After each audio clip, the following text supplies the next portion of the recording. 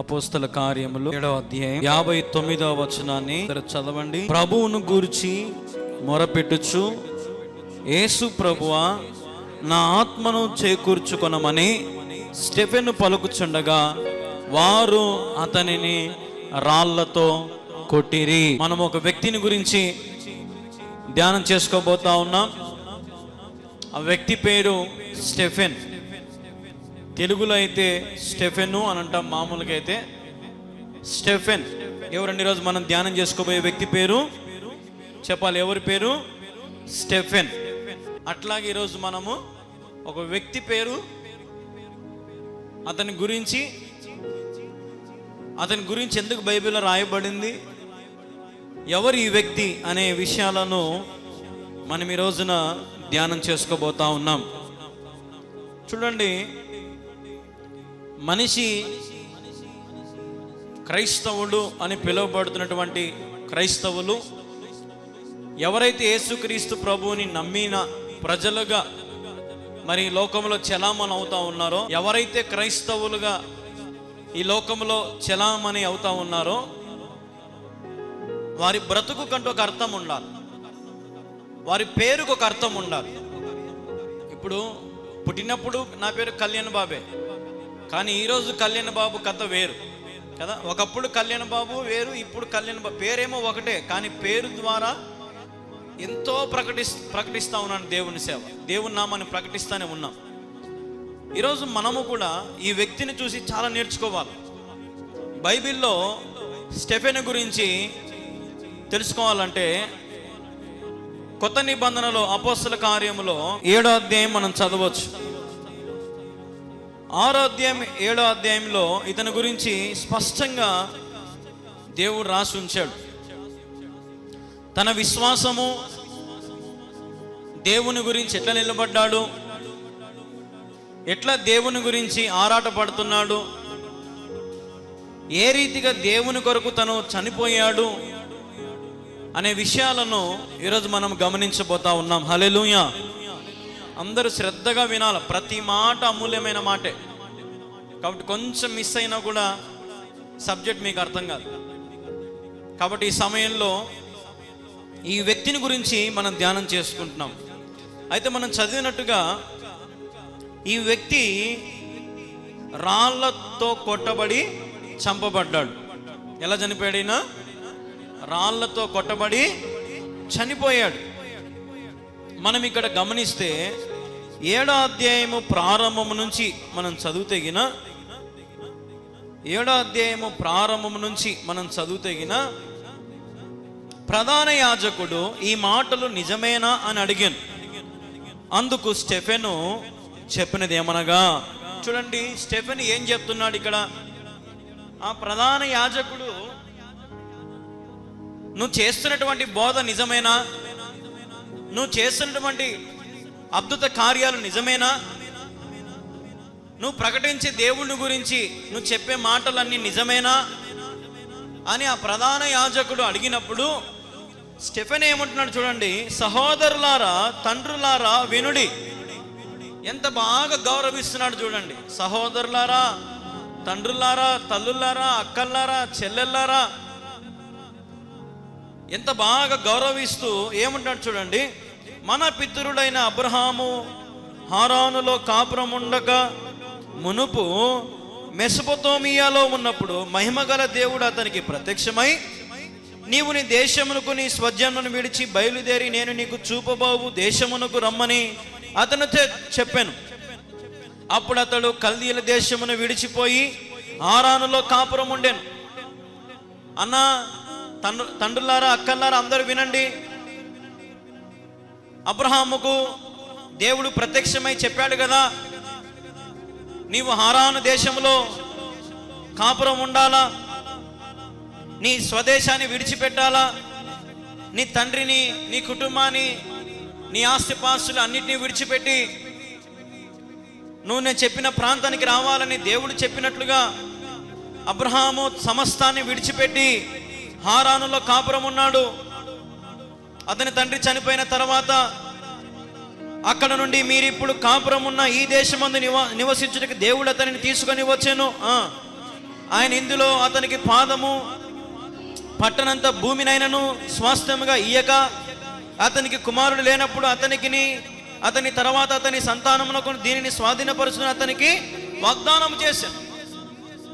ఎప్పుడైతే హారాను అనే స్థలానికి వెళ్ళాడో అబ్రహాము, అతనికి కొంచెం కూడా ఆస్తి అనేది లేదు.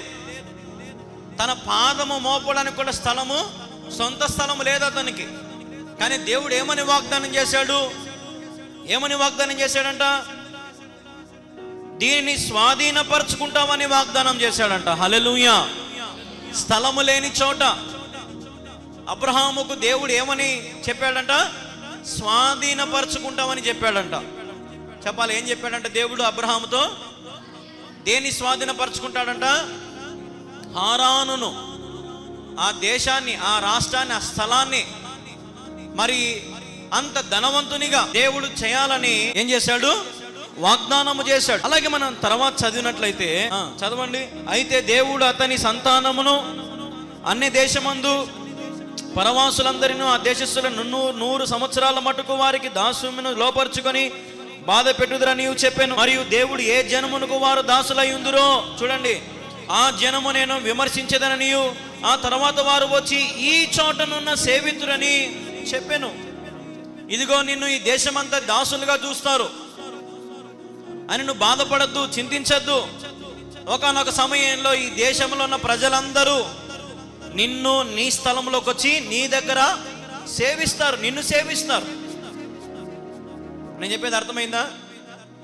అంటే ఏమీ లేని చోటుకి తీసుకెళ్ళి అక్కడ దాసత్వము చేయనీయకుండా ఆ స్థలానంతటిని దేవుడు అతనికి ఇచ్చేసి అక్కడి ప్రజలందరినీ విమర్శించి తిరిగి మళ్ళా అబ్రహాము దగ్గరికి అందరినీ సేవించేటట్టుగా, అంటే ఆ రాజ్యానికి వన్ సైడ్ కింగ్, అంటే ఒక పరిపాలకునిగా అబ్రహామును దేవుడు దీవించినాడు.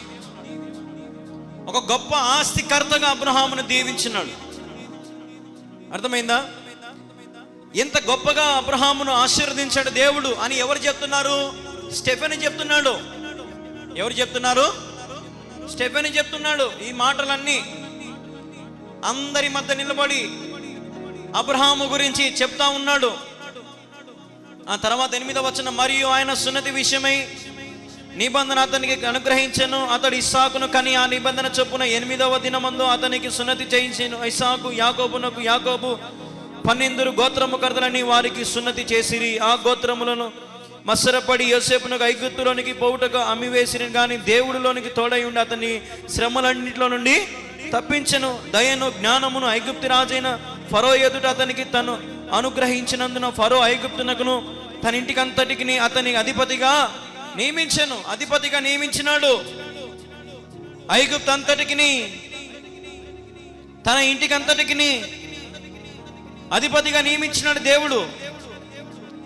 ఇస్సాకుని ఇచ్చినాడు. అర్థమైందా? 12 గోత్రములను కని వారికి సున్నతి చేశారు. అంటే 12 గోత్రములు వచ్చినాయి యాకోబు ద్వారా. ఇస్సాకు నుండి ఎవరు వచ్చినారు? యాకోబు వచ్చినాడు. చూడండి, దేవుడు చేసే కార్యాల గురించి స్టెఫెను వివరిస్తూ ఉన్నాడు. ఏం చేస్తున్నాడు? స్టెఫెను వివరిస్తూ ఉన్నాడు.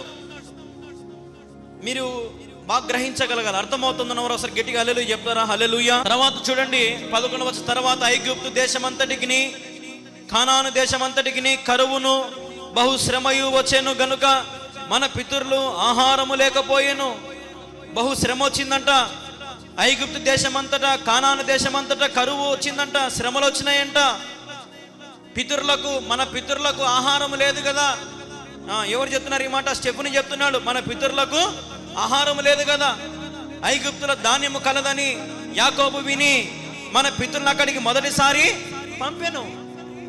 ఐగుప్తులో ధాన్యం ఉంది కదా అని యాకోబు మరి మన పితరులకు ఆహారం కొరకు పంపించలేదా అని స్టెఫెను వారికి చెప్తా ఉన్నాడు.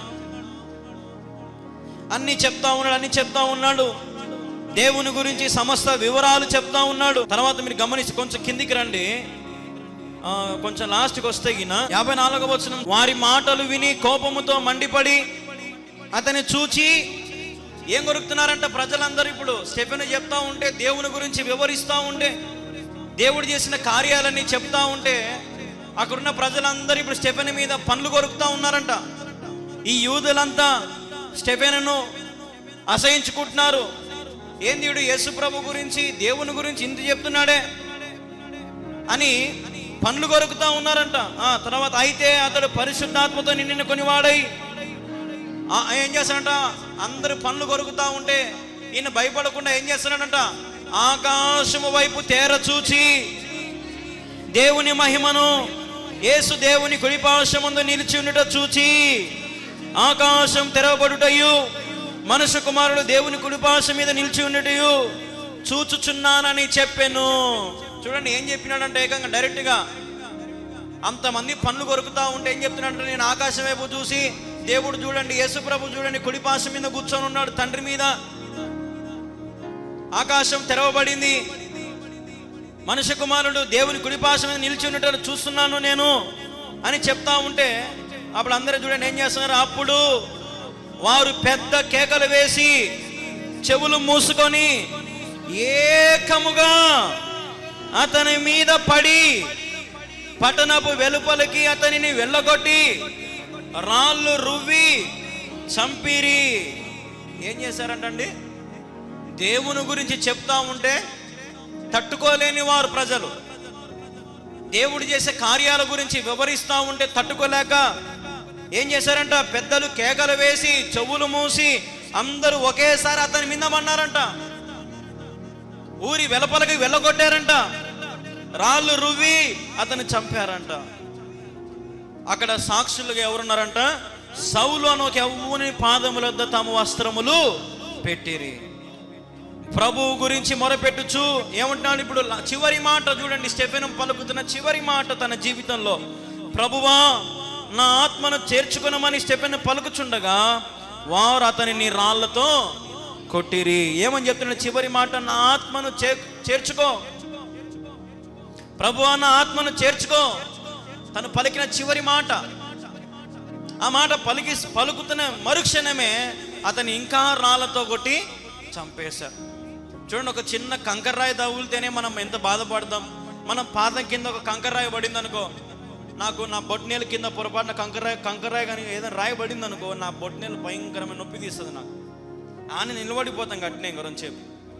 మళ్ళీ పాదంలో ఎక్కడ పడినా నాకేం నొప్పి ఉండదు, కానీ ఆ బొట్నేలు కింద ఎప్పుడైతే పడుతుందో నొప్పి వస్తుంది. ఆ రోజుసేపు ఎక్కడికి అట్నే నిలబడుకుంటాం. అంటే ఇప్పుడు ఒక రాయికి మనం తట్టుకోలేం, అట్లాంటిది ఎంత ఘోరమైన చావు కదండి. ఎంత బలంగా రాళ్ళు ఇసిరింటే ఎంత బలంగా దెబ్బలు తగిలింటాయి. ఒక రాయి ఇసిరేసి అద్దం మీద కొడితే అద్దం ఏమైపోతుందండి? పగిలిపోతుంది కదా.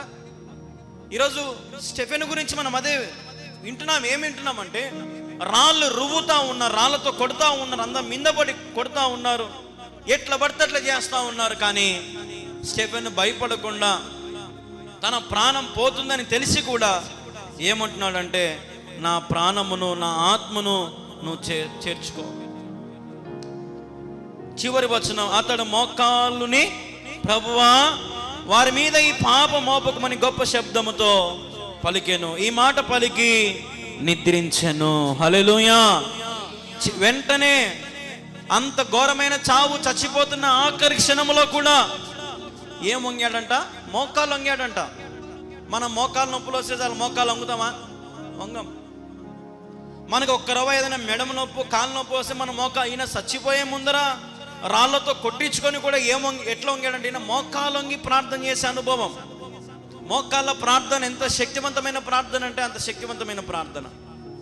ఈరోజు ఈ మోకాళ్ళ ప్రార్థన ఎంతోమంది జీవితంలో లేదు కదా. ఎంతోమంది జీవితంలో మోకాలు వంగి ప్రార్థన చేసుకోవాలని ఆసక్తి లేదు. ఏమని ప్రార్థన చేశాడంట? ఈ పాపము వారి మీద మోపొద్దు అని గొప్ప శబ్దముతో కేకలేస్తూ ప్రార్థన చేస్తున్నాడంట. చెప్పిన తర్వాత వెంటనే నిద్రించాడంట, అంటే చనిపోయాడంట. దానికి సాక్ష్యం ఎవరంట? సౌలు సాక్ష్యం. తను చచ్చిపోయాడు అని నిర్ధారించాడంట. చూడండి, ఒక వ్యక్తి క్రీస్తు నిమిత్తమై మరణించడానికి సిద్ధపడ్డాడు. హల్లెలూయా, హల్లెలూయా, హల్లెలూయా.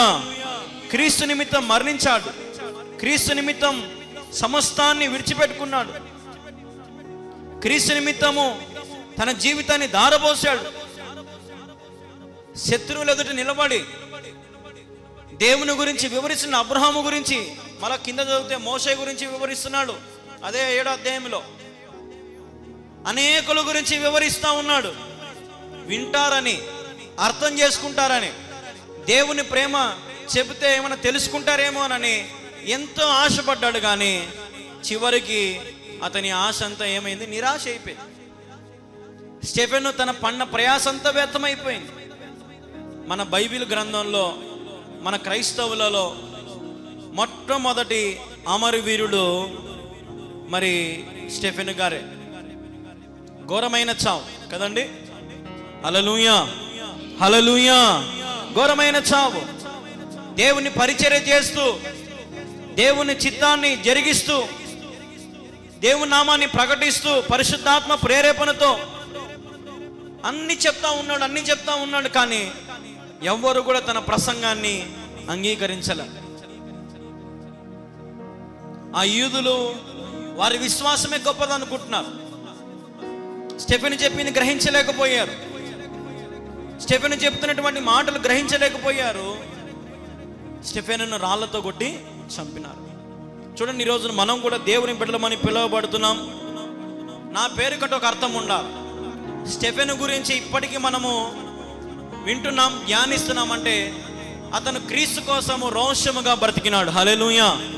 క్రీస్తు కోసము తన ప్రాణాన్ని విడిచిపెట్టడానికి ఇష్టపడ్డాడు. ఎంతమంది ప్రభుని మా నోటితో స్తుతించాలా, మా నోటితో ఒక పాట పాడాలా, దేవునికి నాకు కలిగింది ప్రభుకి ఇవ్వాలా, నేను కష్టపడింది ప్రభుకి ఇవ్వాలా, నా శ్రమని ఇవ్వాలా, నా కష్టాన్ని ఇవ్వాలా, నా ఆస్తిని, నా అంతస్తులను, నా డబ్బును ప్రభుకి ఇవ్వాలా అని ఎంతమందికి ఈరోజు ఆశ ఉందండి? ఈరోజు మనుషుడు పేరు కోసం ప్రాకులాడుతూ ఉన్నాడు, డబ్బు కోసం ప్రాకులాడుతూ ఉన్నాడు, సమస్తం అన్నిటి కోసం ప్రాకులాడుతూ ఉన్నాడు తప్ప తనకు శాంతి, సమాధానం, ఆరోగ్యము, శక్తి, బలము దొరకడములా. కానీ స్టెఫెను తన ప్రాణం పోతున్న చివరి క్షణంలో కూడా క్రీస్తు నిమిత్తమై మోకాళ్ళొంగి ప్రార్థించి అనేకులకు క్షమాపణనిచ్చి, నా ఆత్మను చేర్చుకో ప్రభువా అని వేడుకొని తన ప్రాణాన్ని విడిచిపెట్టాడు. ఇదే కదా క్రైస్తవ జీవితం అంటే. క్రైస్తవ జీవితం సౌభాగ్యమైన జీవితం. క్రైస్తవ జీవితం సౌభాగ్య జీవితం. ప్రభు పిల్లలకు ఎంతో ఆనందం, ఎంతో ఆనందం.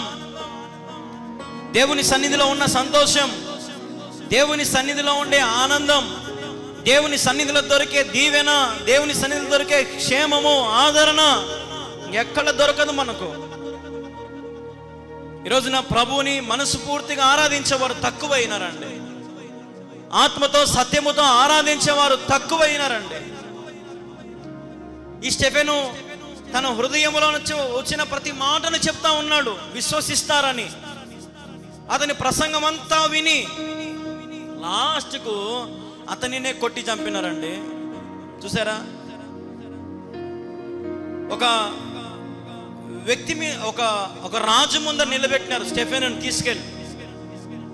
ఇదో వీడు మన ఊర్లో యేసు ప్రభు గురించి చెప్తా తిరుగుతూ ఉన్నాడు, వీడిని ఏదో ఒకటి చెయ్యి అని చెప్పి ఒక రాజు ముందుకు తీసుకెళ్తే అక్కడ ఇదంతా చెప్తా ఉన్నాడు. ఇదంతా చెప్పి చివరికి తన ప్రాణం మీదకి తెచ్చుకున్నాడు, కానీ తప్పించుకొని పారిపోలే. హల్లెలూయా. తన ప్రాణాన్ని విడిచిపెట్టుకోవడానికి ఇష్టపడ్డాడు. ఎన్ని ఇక్కట్టులైనా, ఎన్ని శ్రమలు పెట్టినా, ఎన్ని బాధలు పెట్టినా, ఎన్ని చేసినా సరే తన ప్రాణాన్ని విడిచిపెట్టడానికి ఇష్టపడ్డాడు క్రీస్తు కోసం. హల్లెలూయా, హల్లెలూయా. స్టెఫెనును ఈరోజు మనం ఒక మార్గదర్శి, ఒక ఇన్స్పిరేషన్గా తీసుకోవాలి. స్టెఫెను లాంటి జీవితం నేనెందుకు జీవించకూడదు? క్రీస్తు కోసం నేను ఎందుకు రోషంగా పని చేయకూడదు? క్రీస్తు కోసం నేను ఎందుకు నా ప్రాణాన్ని ఇవ్వడానికి ఎందుకు సిద్ధపడకూడదు? ఒకప్పుడు మనకు స్వాతంత్రం రాకమునుపు మన దేశంలో ఉండే అనేక మంది వ్యక్తులు వారి ప్రాణాలు విడిచిపెట్టడానికి సిద్ధపడినారు. ఎందుకు? రేపు నా బిడ్డలు భవిష్యత్తులో స్వాతంత్రం అనుభవించాల. ఎంతోమంది మనం చదువుతూ ఉంటాం పిల్లల బుక్కులలో కదండి, భగత్ సింగ్ కానీ లేదంటే పెద్ద పెద్ద వ్యక్తులు ఎంతోమంది అమరవీరులు అయ్యారు కదండి. మనకి దగ్గరలోనే ఉన్నాడు ఒక ఆయన, ఉయ్యాలవాడ నరసింహారెడ్డి కదండి. ఎంతోమంది ఈ దేశంలో మనకు స్వాతంత్రం రావడానికి ప్రాణాలు విడిచిపెట్టారండి, అమరవీరులు అయ్యారు. ఈరోజు వాళ్ళ పేర్లు ఇప్పటికీ మన పిల్లల బుక్కులలో ఉన్నాయి. నేనేమంటానంటే క్రీస్తు కోసం మన ప్రాణాలు విడిచిపెట్టడానికి సిద్ధపడదాం. ఈ అంత్య దినాల్లో మనం ఉన్నాం.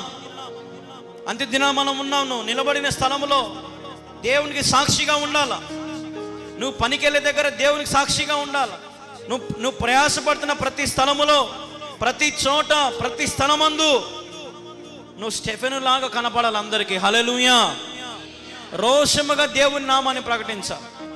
ఎందుకంటే ఈరోజు ఈ లైవ్ మరి టీవీలో ఎంతమంది ప్రసంగం ఎంత దూరం వినపడుతుంది నాకు తెలియదు, కానీ నేను మీ అందరికీ 2 చేతులు జోడించి చెప్తున్న ఒక మాట ఏంటంటే, స్టెఫెను లాంటి జీవితం మనం జీవించాలి.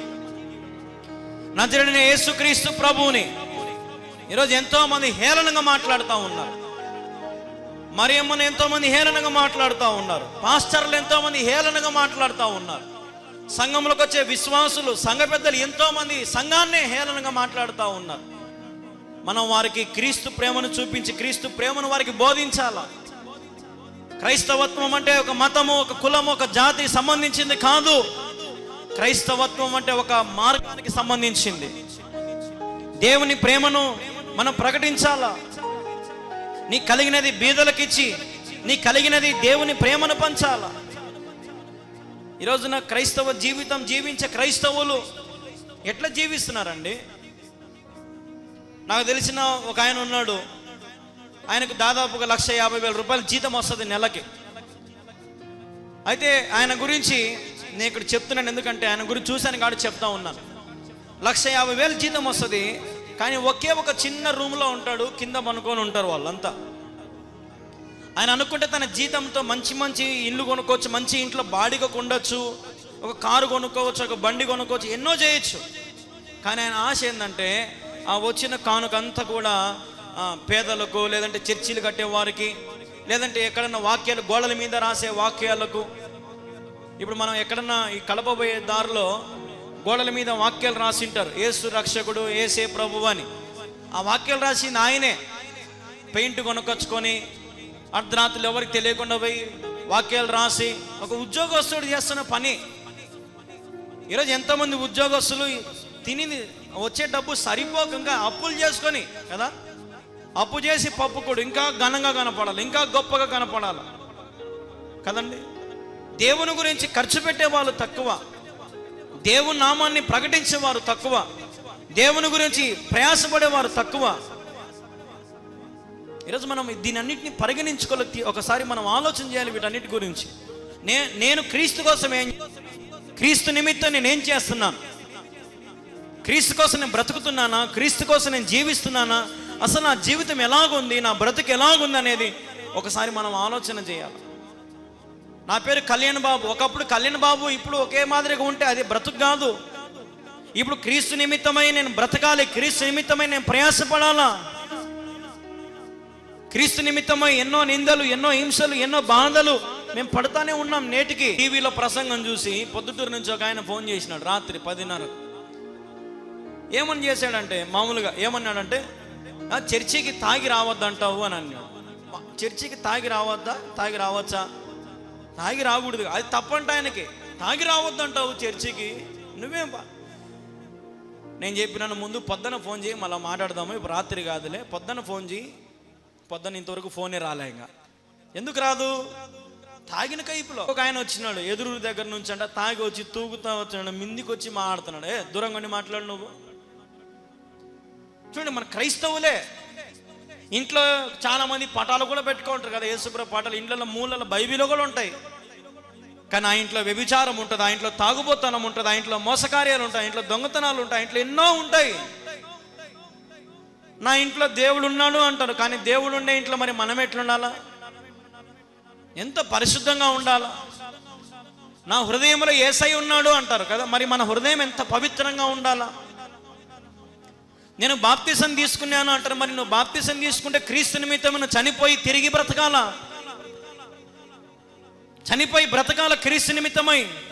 నీలో ఉన్న సమస్త అసూయ, ఈర్ష్య, పగ, ప్రతీకారం అన్నీ విడిచిపెట్టుకొని సమాధానము గలదానవై, సమాధానం గలవాడవై, మంచి మనసు కలిగి ప్రభు మందిరంలో ఉండాలా. నీ కలిగినది ప్రభువుకు సమర్పించి, లేదంటే నువ్వు పాటలు పాడే వ్యక్తి అయితే పాటలు పాడి, బోధించగల వ్యక్తి అయితే బోధించి నువ్వు ప్రభుని గణపరచగలగాల. హల్లెలూయా. ఇది కదా క్రైస్తవులు చేయాల్సిన పని.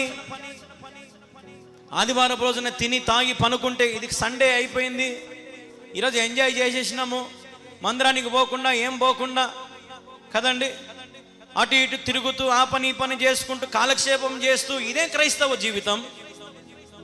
క్రైస్తవులైనటువంటి వారము, దేవుని బిడ్డలను చెప్తున్న బట్టి వారము ఎట్లా బ్రతకాలి? మనం దేవుని ఆలయంలో చప్పట్లు కొడుతున్నావా? ఆదివారం ఆదివారం దేవుని ఆలయంలోకి వెళ్ళి కన్నీరు గార్చి ప్రభుని ప్రార్థన చేసుకుంటున్నావా?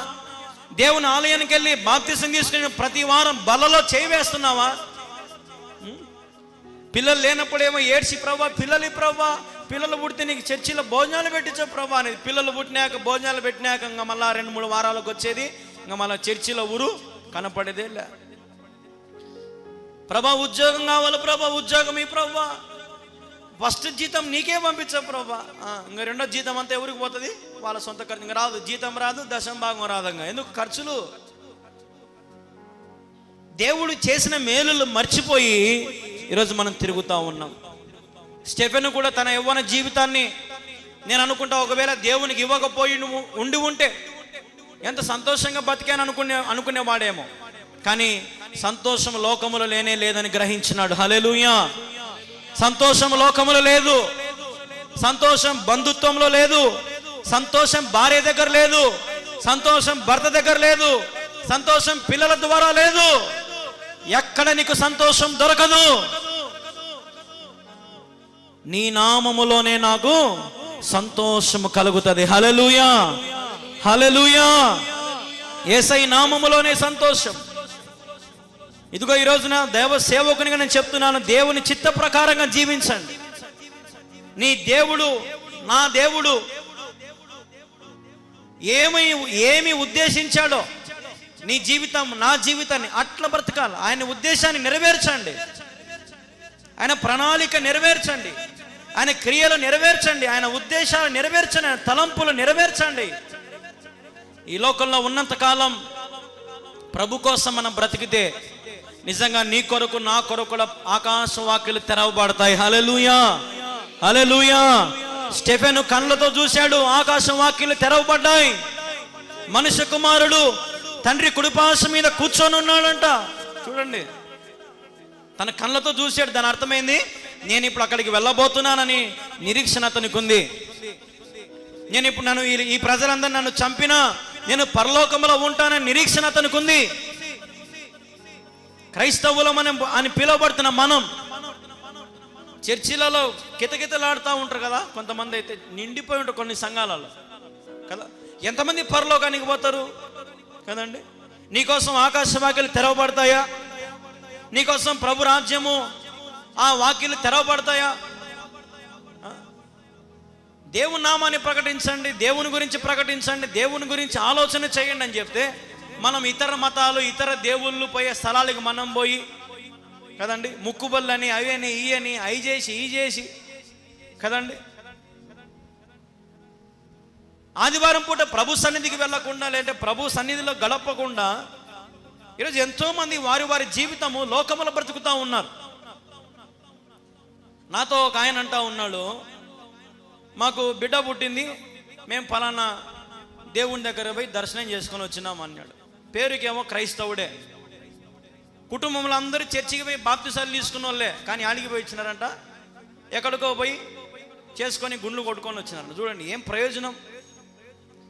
ఈ దేవుడు నీ ఎంటికలు కోరినవాడు కాదు. ఈ దేవుడు నువ్వు గుండు కొట్టుకుంటే సంతోషపడే దేవుడు కాదు. ఈ దేవుడు నీ ఆస్తి పాస్తులు, అంతస్తులు, చందాలు, ఉండిలు, దశంభాగాలు కోరే దేవుడు కాదు. ఈ దేవుడు, ఈ దేవుడు నీ హృదయాన్ని కోరేవాడు. హల్లెలూయా. నీ హృదయంలో చోటును కోరేవాడు. ఈ దేవుడు నమ్మదగిన వాడు. ఆపత్కాలములో నీకు సహాయం చేయగల సహాయకుడు నా దేవుడు. ఈ లోకంలో నీకెవ్వరు ఆపత్కాలంలో సహాయం చేయరు. నా దగ్గరికి కొంతమంది ఏడ్చి అర్ధరాత్రులు వస్తూ ఉంటారు. ప్రార్థన చేయను ఆయన, దయాలు పట్టున్నాయి, అయినా ప్రార్థన చేయనా నిద్ర రావడం లేదు, అయినా ప్రార్థన చేయనైనా గర్భఫలం లేదు. అర్ధరాత్రులు వచ్చి తలుపు తట్టిన రోజులు ఉన్నాయి, అర్ధరాత్రి వచ్చి ప్రార్థన చేసుకున్న రోజులు ఉన్నాయి. మరి ఈరోజు ఆ విశ్వాసులేరి సమస్తము సంతోషంగా బతుకుతూ ఉన్నారు ఇప్పుడు లోకంలో. మరి వారేరి ఇప్పుడు గర్భఫలం పొందిన వారేరి, దయాల నుంచి విడుదల పొందిన వారేరి, మేలు పొందిన వారేరి, దీవించబడిన వారేరి, ఉద్యోగాలు వచ్చిన వారేరి, పెళ్లి లేని వారేరి, ఏరి ఎటుపోయినారు వీళ్ళంతా? దేవునికి దూరమై బ్రతుకుతూ ఉన్నారు కదండి. దేవునికి దూరమై బ్రతుకుతూ ఉన్నారు. దేవుని నామాన్ని ప్రకటించలేకపోతా ఉన్నారు కదా. ఈరోజున మనం ఆలోచన చేయాలి. దేవుని మందిరంలో మనం ఎలాగ ఉండాలి, దేవుని ఆవరణలో ఎలాగ బ్రతకాలి, నేను లోకములు ఎట్లా బ్రతకాలి, నా కుటుంబములు ఎలా బ్రతకాలి. అప్పుడు దేవుడు నిన్ను అంచెలంచెలుగా దీవిస్తాడు. హల్లెలూయా. నీ జీతము 10,000 అయి ఉండొచ్చు, దేవుడు నిన్ను ఆస్తికర్తగా దేవుడు చేస్తాడు. గొప్ప జన సమూహముగా ప్రభు నిన్ను దీవిస్తాడు. అబ్రహామును దీవించినట్టు నేను దీవిస్తాడు. అబ్రహాము మరి ఆ ఊరికి పోయినప్పుడు అతని దగ్గర ఏమీ లేదు, అన్ని విడిచిపెట్టుకొని వచ్చేసినాడు. కానీ దేవుడు అతన్ని బహుగా ఆశీర్వదించినాడు, ఉన్నతంగా ఆశీర్వదించినాడు. అక్కడుండే వాళ్ళే లాస్ట్కు అబ్రహాము దగ్గరకు వచ్చి పని చేసేవా అంతగా దేవుడు దీవించినాడు కదండి. ఏమీ లేని స్థితిలో అంత ఆస్తినిచ్చి, అంత అంతస్తునిచ్చి, అంతమందిని పనివారిని ఏర్పాటు చేసి, 100 వయసు సంవత్సరాలు వచ్చినప్పటికీ కొడుకునిచ్చి కదా. ఎంత దీవెన! దేవుని మాట వింటే ఏం దొరుకుతుంది మనకు? దీవెన. దేవుని మాట వింటే మనకు ఆశీర్వాదం, దేవుని మాట వింటే మనకు క్షేమం, దేవుని మాట వింటే మనకు బలమైన ఆరోగ్యము, శక్తి, బలము మనం పొందుకుంటాం. ఒక పాట కూడా రాశాడు ఒక భక్తుడు కదా. నేనేడుస్తుంటే ఎత్తుకున్న ప్రేమ, తన కౌగిట్లో నన్ను దాచుకున్న ప్రేమ, ప్రేమ యేసయ్య ప్రేమ, ప్రేమ యేసయ్య ప్రేమ, మారనిది మరువనిది, వీడనిది ఎడబాయనిది, మారనిది మరువనిది, వీడనిది ఎడబాయనిది, ప్రేమ యేసయ్య ప్రేమ, ప్రేమ యేసయ్య ప్రేమ. హల్లెలూయా. ఎంతో మంది ప్రేమను మర్చిపోయారు కదా. ఎంతో మంది ప్రేమను మర్చిపోయారు. దేవుడు చూపించిన ప్రేమ మర్చిపోయాడు. యాక్సిడెంట్లో కాపాడిన దేవుడిని మర్చిపోయారు. అందరు అవమానించి నిందలేసినప్పుడు ఆదరించిన దేవుణ్ణి, ఓదార్చిన దేవుణ్ణి మర్చిపోయారు. మళ్ళీ సిగ్గు లేకుండా మళ్ళీ వాళ్ళతోనే తిరుగుతారు కదా. సిగ్గు లేకుండా మళ్ళీ వాళ్ళతోనే మాట్లాడుతూ ఉంటారు. ఒరే ఒకప్పుడు వాడు నీ మాట అన్నాడు కదా, నేను రోషంగా బతకాలా అనే ఉండదు. మళ్ళా వాడు వచ్చి ఏరా బాగున్నావా అంటే మళ్ళా వాడితో మాట్లాడేదే. రోషము కలిగి నువ్వు జీవించాలి ఈ లోకంలో. నిన్ను అవమానించిన వారే నీ యొద్దకు దేవుణ్ణి నడిపిస్తాడు. హల్లెలూయా. నిన్ను అవమానించిన ప్రజలు, నిన్ను హేళనగా మాట్లాడిన వారు, నిన్ను కించపరిచిన వారిని దేవుడు విడిచిపెట్టడు. ఆయన సొత్తుగా ఉంటే ఎంతమంది నీకు వ్యతిరేకంగా నిలబడినా, ఎరికో సముద్రం, ఎరికో గోడలు, ఎర్ర సముద్రం నీ ముందు నిలబడినా దేవుడు పటాపంచలు చేయగలుగుతాడు. హల్లెలూయా, హల్లెలూయా. ఎర్ర సముద్రము నీ ఆజ్ఞ మేరకు రహదారిగా మారగా, దాటిరే నీ జనులు బహుక్షేమముగా, ఆ జలములలోనే శత్రు సైన్యము ఏమైందంట? మునిగిపోయేనే. హల్లెలూయా. మునిగిపోతారు. దేవుని బిడ్డలను ఎవరైనా హేళనగా మాట్లాడినా, సేవకులను ఎవరైనా చునుకగా చూసినా, మందిరాన్ని లేదంటే విశ్వాసులను, సంఘ పెద్దలను ఎవరన్నా ఏదన్నా హేళనగా మాట్లాడినా, కించపరిచినా, తిట్టినా, ఏమన్నా కొట్టినా, చేసినా మునిగిపోతారు. జాగ్రత్త. ఏమవుతారు చెప్పాలి? ఏమవుతారు? మునిగిపోతారు. కొంతమంది అంటారు, ఆ సేవకుడు నేను చెప్పింది ఇంట్లో, నువ్వు చెప్పింది సేవకుడు ఎందుకు వింటాడు? ఏమ్మా, సేవకుడు ఎవని మాట వినాలా? దేవుని మాట వినాలా. నీ మాట ఎందుకు వింటాడు సేవకుడు? కొంతమంది చర్చిలలో ఆ సేవకుని మనం రానియద్దు. ఎందుకురా? వాడు మన మాట వినడు. వాడు మాట, మీ మాట ఎందుకు వినాలరా? వాడు, ఆ సేవకుడు మీ మాట ఎందుకు వినాలా? నీ మాటిని ఏం చెప్పాలా? వ్యభిచారం చేసుకోండి, తాగండి, తూగండి, అయినా నేను వచ్చి మీ ఇంటికి వచ్చి ప్రార్థన చేసిపోతా అని చెప్పాలనా? మునిగిపోతారు. ఏమవుతారు? నిండా మునిగిపోతారు. చచ్చిపోతే బాగుంటుందిరా నాయన అనిపిస్తుంది. దేవుని జోలికి ఎవరు వచ్చినా, దేవుని సన్నిధిలోకి ఎవరు వచ్చినా, సేవకుల జోలికి ఎవరు వెళ్ళినా, మందిరం జోలికి ఎవరు వెళ్ళినా చచ్చిపోతే బాగుంటుందిరా అనిపిస్తుంది. అట్లా చూపిస్తాడు దేవుడు సినిమా. శత్రు సైన్యమంతా ఏమైనారంట? ఆ జలములోనే మునిగి చచ్చిపోయినారంట. హల్లెలూయా, హల్లెలూయా, హల్లెలూయా. దేవునికి ఎవరు శత్రువులుగా ఉండొద్దు దయచేసి. దేవునికి కానీ, సేవకులకు కానీ, సంఘమునికి కానీ వ్యతిరేకంగా ఎవరు ఉండొద్దు దయచేసి. వ్యతిరేకంగా ఉంటే నీకు నిద్ర రాదు. ముందు దేవునికి శత్రువుగా ఉండేవనుకో నీకు నిద్ర రాదు, మనశ్శాంతి రాదు, ఆరోగ్యం ఉండదు, చేతి నిండా డబ్బు ఉండదు. కొంతమంది అంటారు, ఏమంటారు అంటే, నేను సంపాదించినంత నాకు నిలబడ్డంలా. ఎందుకు నిలబడుతుంది? నువ్వు దేవునికి వ్యతిరేకంగా ఉండవు, ఎందుకు నిలబడుతుంది? నేనేం వ్యతిరేకంగా లేనున్నా, నేను బాగుండన్నా. ఆ పాస్టర్ని తులనాడతావు, ఈ పాస్టర్ని తులనాడతావు, ఆ చర్చికి పోయి ఆడోళ్ళను, అబ్బా ఇంటికాడేమాట, చర్చి కాడికి పోయేదిట్ట కదా. ఆమె ఇంటికాడ ఆమెకి ఎన్ని సమస్యలు నీకేం తెలుసు? ఏం తెలుసు? మాకు ఈ మధ్య ఒక ఆమె ఫోన్ చేసింది, అన్నయ్య నేను నా భర్త బతికుండగానే నేను విధవనైనా అన్నయ్య. నేను ఏమ్మా అంత మాట ఉండేవి, ఏమైందమ్మా? అన్నయ్య ఇంట్లో ఎంత ఘోరమైనటువంటి పాపములు చేస్తూ ఉన్నాడు అన్నయ్య. వేరే స్త్రీలను తీసుకొచ్చి ఎంత పాపము చేస్తూ ఉన్నాడు అన్నయ్య. ఇంట్లో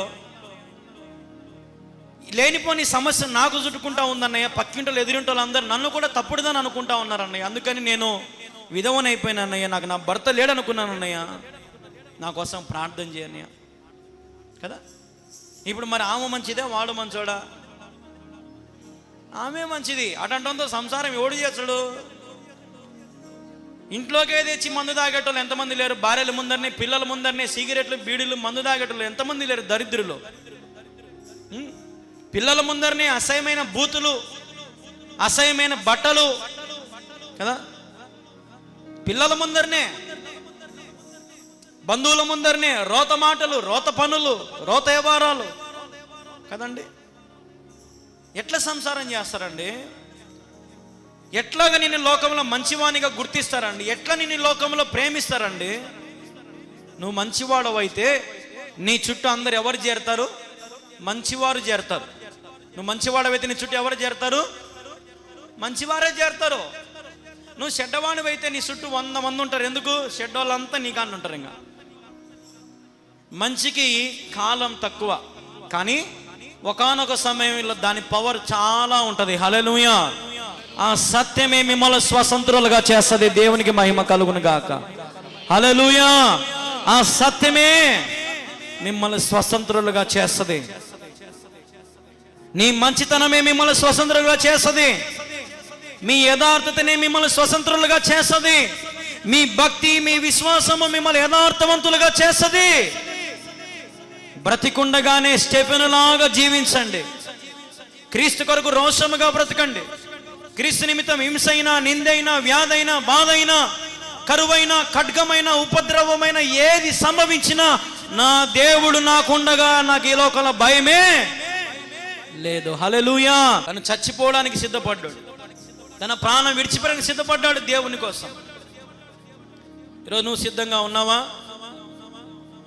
గ్రహాం స్టెయిన్స్ తన భార్య ఇంటి దగ్గర విడిచిపెట్టి నేను పిల్లలు సేవ చేసేస్తామని వస్తే పెట్రోల్ పోల్సి కాల్ చంపేసినారు. ఇప్పుడు ఈ మధ్యనే అతన్ని విడిచిపెట్టినారు. ఒక 6 నెలలు అయిందేమో అగ్గిపెట్టి కాల్చి విడిచిపెడితే వాడిని మళ్ళీ జనాలందరూ ఊరేగించన్నారు. వాడు ఏదో పెద్ద గొప్ప కార్యం చేసినట్టు. చూడండి, క్రైస్తవులు అంటే ఎంత చిన్న చూపు అంటే అంత చిన్న చూపు.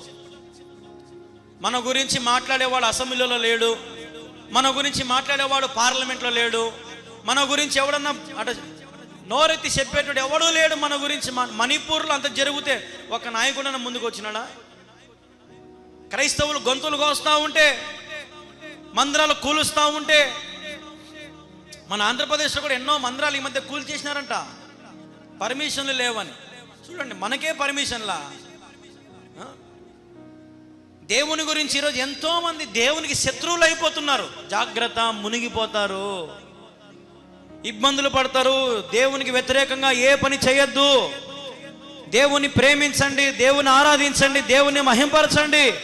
ఈ దేవుడు నమ్మదగిన దేవుడు. హల్లెలూయా, హల్లెలూయా.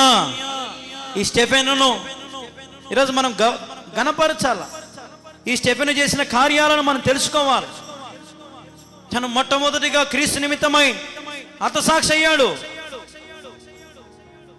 చూడండి, అపోస్తలుల కార్యం 22:20 మనం చదివితే, మరియు నీ సాక్షి అయిన స్టెఫెను రక్తము చిందింపబడినప్పుడు నేను కూడా దగ్గర నిలిచి అందుకు సమ్మతించి అతని చంపిన వారి వస్త్రములు కావలి ఉంటునని చెప్పి తిని. స్టెఫెను రక్తము చిందించబడిందంట. స్టెఫెను రక్తం చిందించబడింది, క్రీస్తు కోసం చిందించబడింది. యేసు క్రీస్తు ప్రభు రక్తము కూడా చిందించబడింది. ఎందుకు చిందించబడిందంటే ప్రతి పాపి రక్షించబడాలని, ప్రతి వ్యక్తి క్రీస్తుని నమ్మాలని, ప్రతి వ్యక్తి లోకరక్షకుని గురించి తెలుసుకోవాలని, నశించిపోతున్న వారు, చీకటిలో ఉన్నవారు, పాపములో ఉన్నవారు వెలుగులో రావాలని ఆయన రక్తము చిందించినాడు. రక్తము చిందించబడకుండా పాప క్షమాపణ లేదు. యేసుక్రీస్తు ప్రభు వారి రక్తము దొరికిందంట ఒక వ్యక్తికి. ఒక 100 ఏళ్ళు 50 ఏళ్ళు ఆ మధ్యలో ఇది జరిగిన కథ. ఇది జరిగింది, నిజంగా జరిగింది.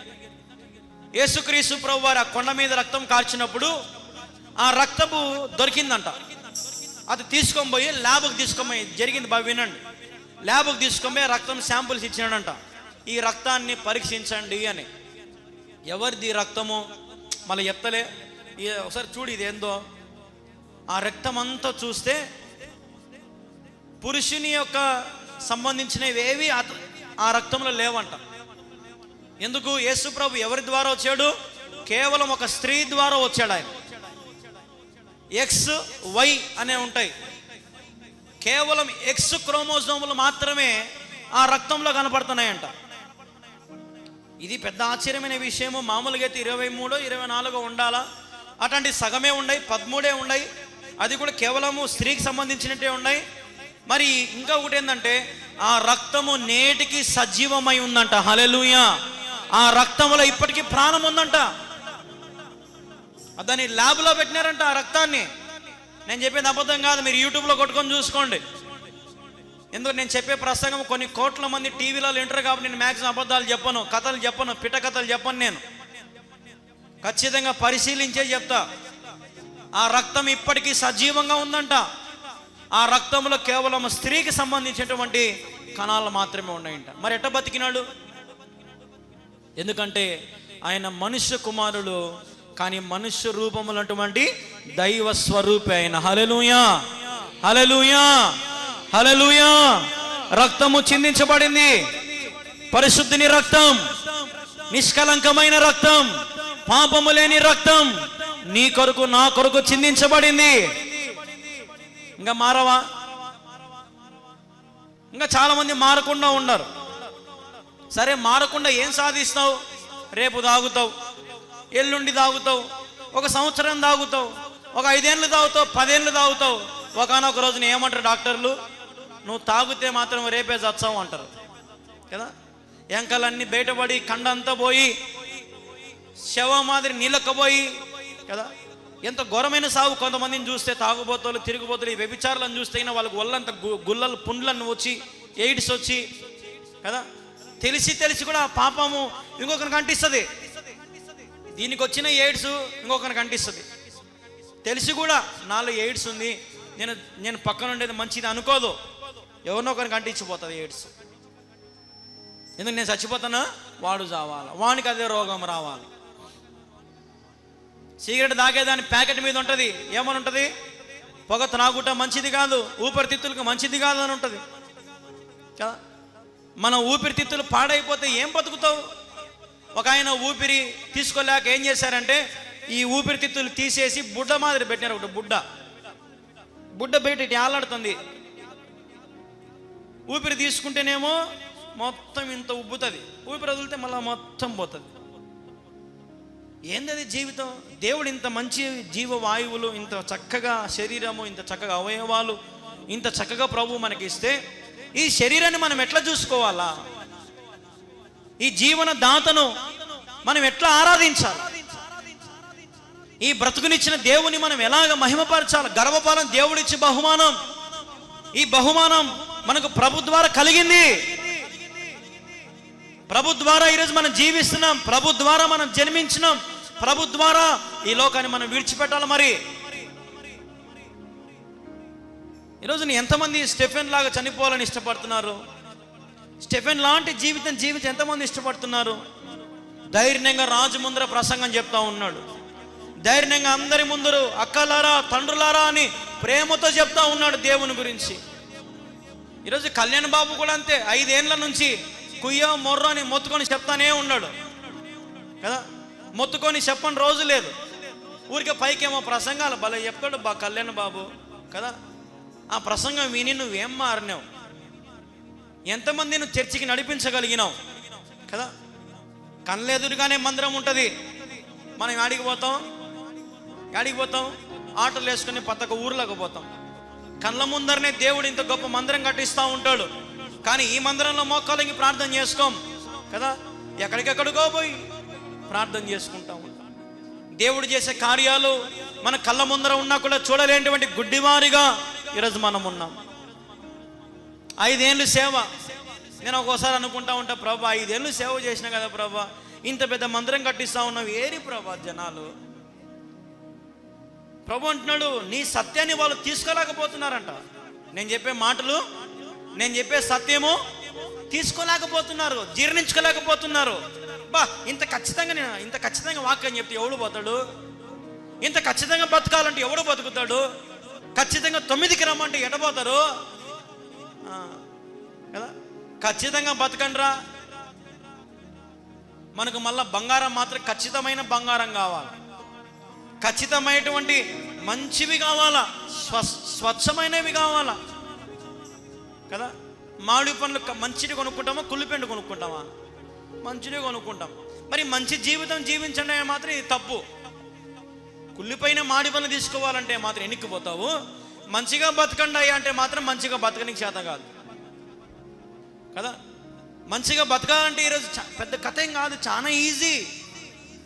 చేతిలో బైబిల్ పట్టుకో, మోకాళ్ళంగు ప్రార్థన చేసుకో, ప్రభా నాకు మంచి జీవితాన్ని, ప్రభా ఇంతకాలం నీకు ద్రోహినై, నీకు వ్యతిరేకతనై, నీకు దూరంగా నిలిచి ఎన్నో పాపములు, ఎన్నో వ్యతిరేకమైన పనులు నేను చేశాను ప్రభా, నన్ను క్షమించు, ఇక నుంచి నాకు మార్గమును బోధించు, నా మార్గమును సరళము చెయ్యి అని ఈరోజు నువ్వు అడగగలుగుతావా?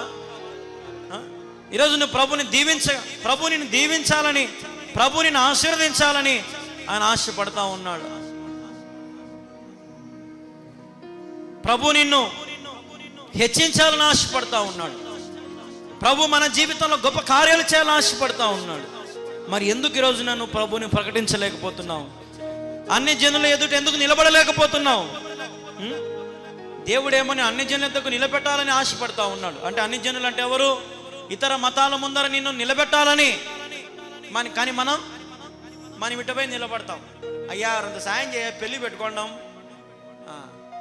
ఇట్లా నిలబడతాం మనం పోయి. అయ్యా మాకు ఇది సాయం చెయ్యా, అంకుల్ మాకు సాయం, ఆంటీ, మేడం కదా. దేవుడేమో మనల్ని నిలబెడతా అంటున్నాడు. దేవుడు అధికారం ఇస్తా అంటున్నాడు. దేవుడు ఈ అధికారాన్ని ఎంతమంది తీసుకోవాలని ఇష్టపడుతున్నారు?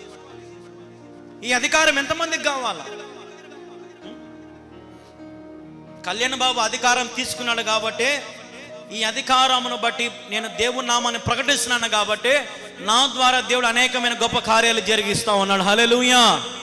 ఇది ఎంతమంది జీర్ణించుకోలేకపోయినా ఇదే సత్యం. నేను అధికారం తీసుకున్న యేసు నామములో ప్రభువా నాకు ఇది సహాయం చేయి, నా అక్కర్లన్నీ తీర్చేవాడు నా దేవుడు. హల్లెలూయా, హల్లెలూయా. మార్పు లేని దేవుడ నీవని మాట ఇచ్చి నెరవేర్చుతావని మారని వాగ్దానములు నా కొరకు దాచి ఉంచినావని. ఆ దాచి ఉంచినవన్నీ మనం తెచ్చుకోవాలా. ఆ దాచి ఉంచినటువన్నీ మనం అన్నీ తెచ్చుకోవాలా. ఈరోజు దేవుడు మనం దీవిస్తున్నాడు, ఆశీర్వదిస్తున్నాడు, బలపరుస్తున్నాడు. ఆ దీవెనలు మనం పొందుకోవాలా. హల్లెలూయా, హల్లెలూయా. అన్య జనుల ఎదుట దేవుని ఏం చేస్తాడు? నిలబెడతాడు. అన్య జనురాలు నన్ను నిలబెట్టినాడు. అదే అధికారం అంటే. అర్థమైందా? అర్థమైందా? అన్ని జనురాలు వేరే మతం, కానీ దేవుడు నన్ను ఇక్కడ ఏం చేసినాడు? నిలబెట్టినాడు. అది దేవుని పవర్ అంటే. దేవుడు మనల్ని ఎంతైనా ఆశీర్వదిస్తాడు, మనల్ని దేవుడు ఎంతైనా దీవిస్తాడు, మన పక్షమున దేవుడు గొప్ప కార్యాలు చేస్తాడు. నువ్వు నమ్మిన ఎడల దేవుని మహిమను చూస్తావు. స్టెఫెను దేవుని మహిమను చూశాడు, ఆకాశవాకలు తెరిచింది చూశాడు, ప్రభువును చూశాడు. కాబట్టి తను విశ్వాసం ఉంచాడు. ఇంకా కొద్దిసేపట్లో నా ప్రాణం పోయినా దేవుడు నన్ను చేర్చుకుంటాడు, నా ఆత్మను నువ్వు చేర్చుకో. హల్లెలూయా, హల్లెలూయా, హల్లెలూయా. ఈ రోజున నీవు ఏ శ్రమతో ఇక్కడికి వచ్చినావో, ఏ బాధలో ఇక్కడ నువ్వు వచ్చావో, ఏ కష్టముతో నువ్వు ఇక్కడికి వచ్చావో, దేవుడు తీర్చడానికి ఇష్టడుగా ఉన్నాడు, సమర్థుడుగా ఉన్నాడు. మరి నువ్వు ఎప్పుడు ప్రభువుకి నీ జీవితం ఇస్తావు? మనం ఆరాధించే దేవుడు నిజంగా మన పక్షమున ఏదైనా చేయడానికి ఎల్లవేళలా సిద్ధంగా ఉన్నాడు. ప్రతిదీ చేయడానికి సిద్ధంగా ఉన్నాడు. ఇది అదని కాదు, ఏదైనా చేస్తాడు. ఆపత్కాలమున తన పర్ణశాలలో దాచెను తన గుడారపు మాటునా